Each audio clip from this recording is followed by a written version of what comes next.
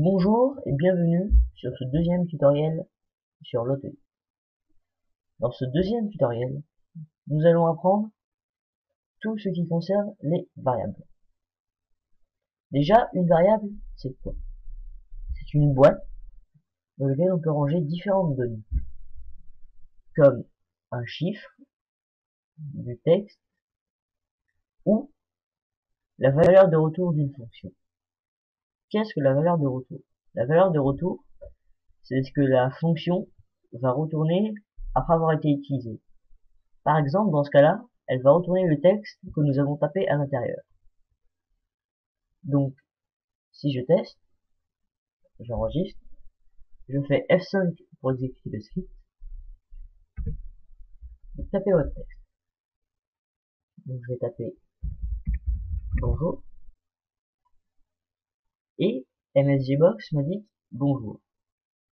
Et justement, en parlant de MSGBox, pour pouvoir lire une variable grâce à MSGBox, il faut y mettre la variable au lieu d'un texte entre guillemets. Après, il y a aussi ce qu'on appelle des portées. Donc, par exemple, la globale.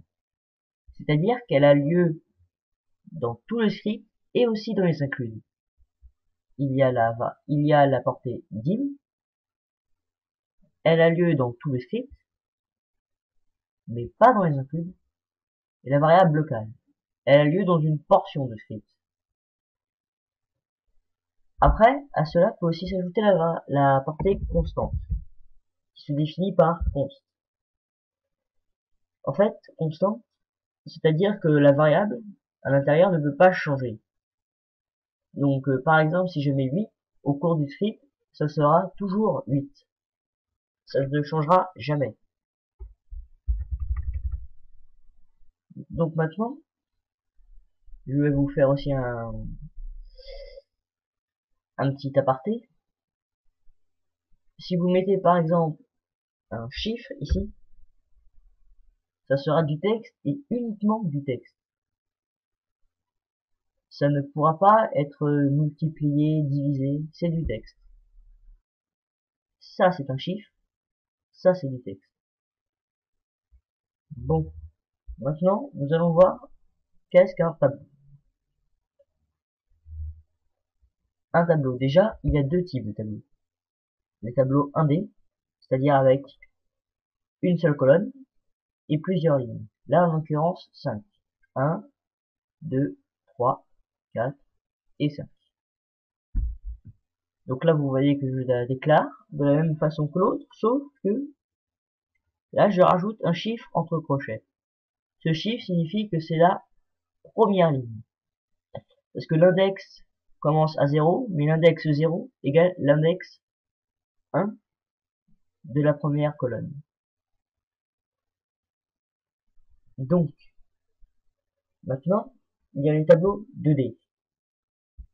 Les tableaux 2D, c'est à peu près pareil, sauf que on rajoute plusieurs colonnes. Là, en l'occurrence, 2 colonnes et 3 lignes. Une colonne, 2 colonnes.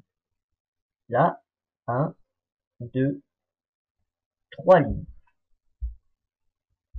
Donc là, pour déclarer deux variables en même temps, vous déclarez la première variable normalement, et vous rajoutez un petit signe qui signifie et pour pouvoir déclarer la deuxième variable.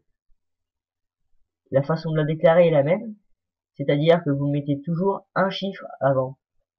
Donc 0 égale 1, 1 égale 2.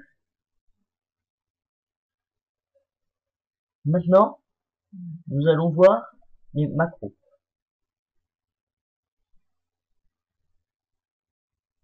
Donc un macro, c'est une variable déjà prédéfinie dans Windows. Là, en l'occurrence, c'est le chemin de document. Donc le chemin de document, ça, quand nous allons la tester, ça nous donnera le chemin de document.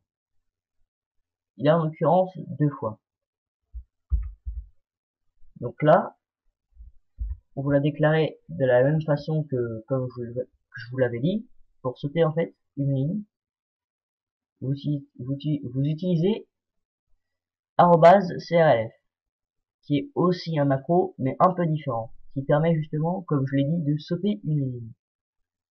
Bien sûr, vous rappelez-vous, entre chaque variable, il faut ce signe.